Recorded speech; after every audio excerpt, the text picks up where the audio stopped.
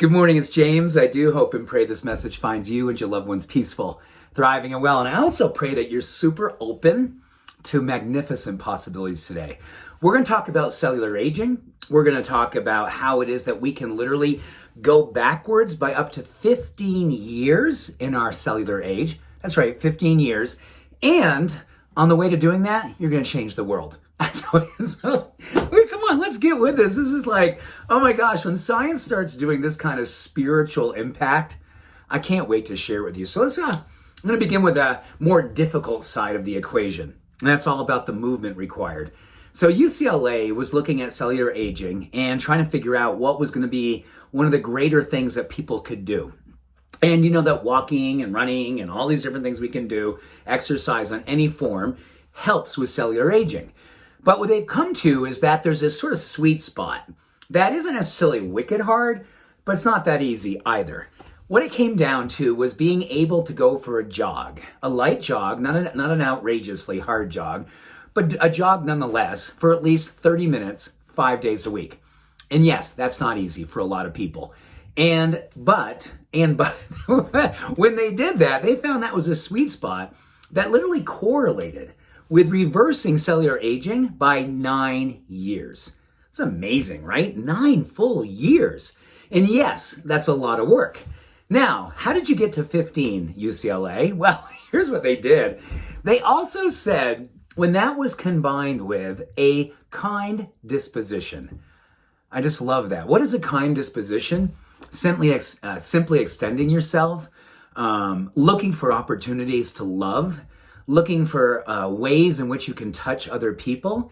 And what they found equally, if not even more critical to this kind disposition, was how we carried ourselves, the way in which we cheered for ourselves, the words of encouragement, the way that we didn't hold on to guilt or shame, the way that when we had something come up for us that wasn't pleasant, we didn't ruminate on it.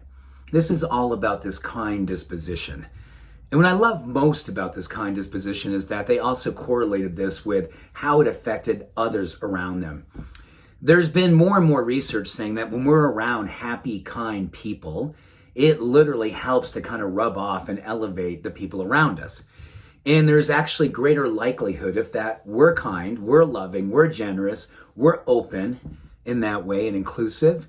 It literally helps to elevate others, even 2 and 3, 4 people removed. Think about that.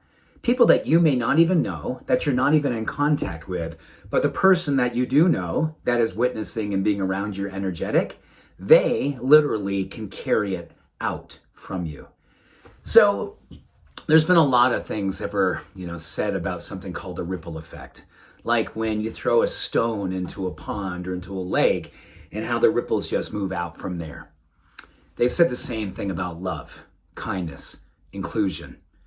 When we give ourselves the opportunity to be that stone, we throw ourselves out into the world and we become that ripple maker. Not only does it affect the ones closest to us with the ripples, as long as that ripple is alive, which simply means connecting with one person, the next person, literally hundreds of people away are going to be moved by you. So, that 30 minutes of jogging, that's cool. That's 9 years. That's awesome. And I hope that's something you find yourself going, yeah, that sounds like an interesting challenge or a great goal or great intention. But you know what? I'm all about the kindness first. To me, that's the one that's going to make the greatest difference. It's not all about whether or not we are moving ourselves. Maybe it's more about moving others and others and others. So 15 years, it's our opportunity to place a bet on ourselves. Bet large, bet strong, bet for that kind of love. Much love, every blessing. Have a beautiful day. Bye for now.